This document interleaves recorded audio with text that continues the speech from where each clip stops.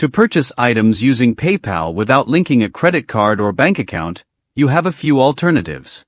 If you receive payments directly into your PayPal account, from selling items or receiving transfers from friends, you can use this balance to make purchases without linking a card or bank account. Just ensure your PayPal balance has enough funds for the transaction.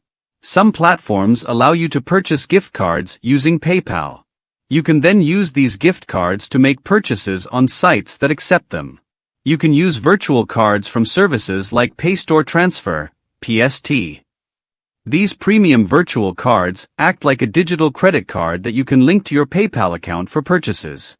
After registering and getting a virtual card, you can add this as your payment method under PayPal's Link a Card section. PayPal offers prepaid cards that you can buy, load with funds, and use for transactions online. These cards act like debit cards but aren't connected to your bank account. You can purchase them from certain retailers, load money onto the card, and then use it through your PayPal account. If you have a Chase card, you can link it to PayPal for purchases, as they have a partnership. This provides security and additional purchase protections. Each of these methods offers different ways to use PayPal without needing a traditional credit card or bank account linked directly to your PayPal account.